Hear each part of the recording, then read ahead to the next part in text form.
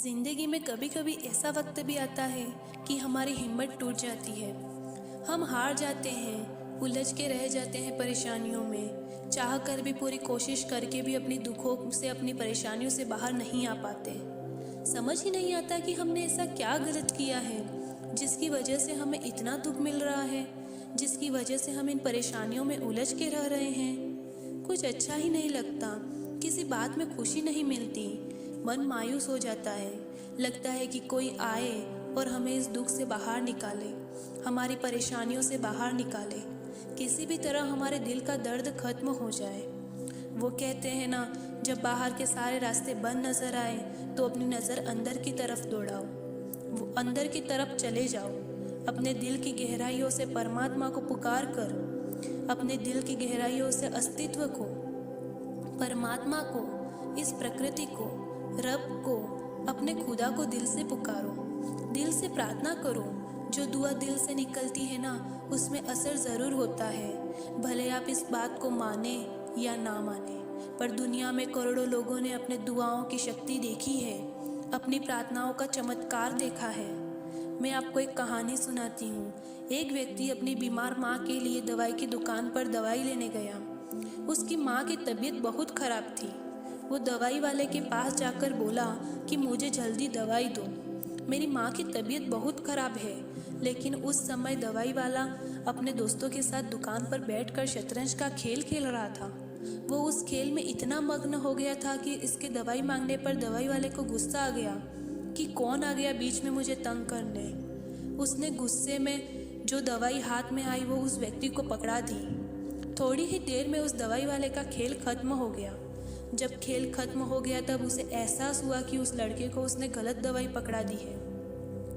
और जैसे ही उसने देखा कि जो दवाई मैंने उस लड़के को दी है वो बहुत खतरनाक है, बहुत नुकसान करने वाली है, ये सोचकर दवाई वाला बहुत डर गया और मन ही मन परमात्मा से प्रार्थना करने लगा, पुकार करने लगा कि कैसे भी करके वो दवाई उसकी माँ तक ना पहुँचे, कैसे भी करके ये बात रुक जाए। वो अपने सारे काम छोड़कर प्रार्थना में बैठ गया और परमात्मा से कहने लगा कि मेरी इस गलती की सज़ा उसकी माँ को ना मिले।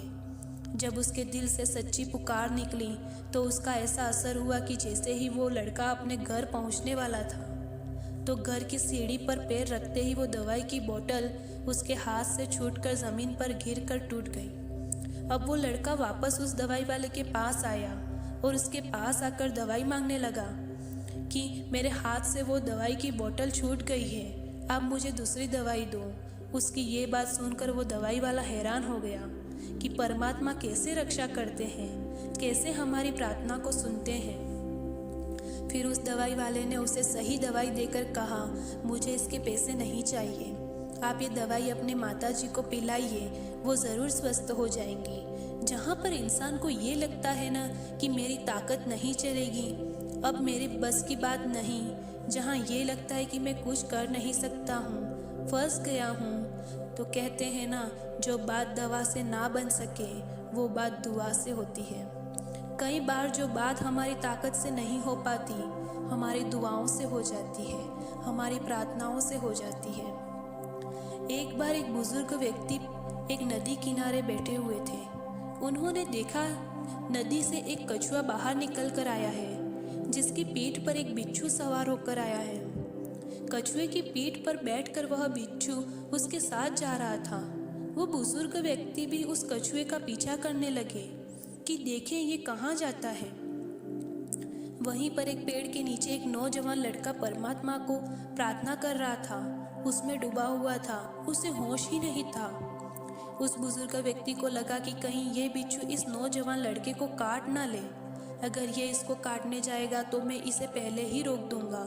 लेकिन वहाँ पर पास में एक काला सांप बैठा था जो उस नौजवान को डसने के लिए बैठा था। इतने में बिच्छू भी वहाँ पहुँच गया और उस बिच्छू ने सांप को डंक के ऊपर डंक मारकर बेहोश कर दिया, जिसकी वजह से बिच्छू का जहर सांप के जिस्म में पहुँच गया और वो सांप वहीं पर बेहोश होकर गिर गया। उसके बाद वह बिच्छू चला गया। थोड़ी देर बाद जब वो लड़का उठा तब उस बुजुर्ग ने बताया कि कैसे खुदा ने, परमात्मा ने तेरी हिफाजत के लिए उस कछुए को दरिया के पार लगाया, फिर कैसे उस छोटे से बिच्छू ने जहरीले सांप से तेरी रक्षा की है। ऐसे ही जो लोग दिल से दुआ करते हैं, दिल से पुकार करते हैं, दिल से प्रार्थना करते हैं, उनकी बड़ी बड़ी मुश्किलें भी बहुत आसानी से खत्म हो जाती हैं। जहाँ लगता है कि सारे रास्ते बंद हो गए हैं, वहाँ नए रास्ते नज़र आते हैं। जहाँ लगता है कि अपनों ने साथ छोड़ दिया है, वहाँ कोई अनजान आकर के हमारा हाथ थाम लेता है। कुछ लोग इन बातों को मानते हैं और कुछ लोग इन बातों को नहीं मानते हैं।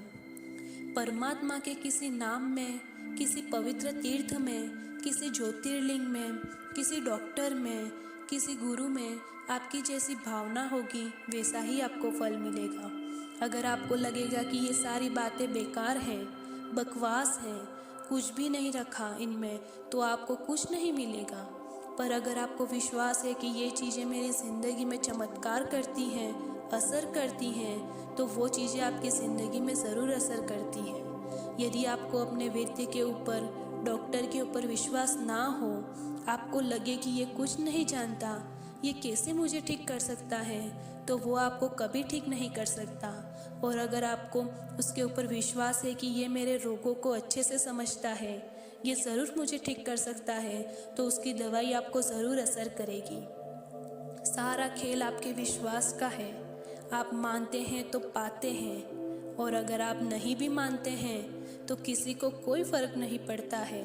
अगर आप प्रार्थना की शक्ति को नहीं मानते तो इसके लिए कोई आपसे लड़ने नहीं आएगा, कोई आपको समझाने नहीं आएगा।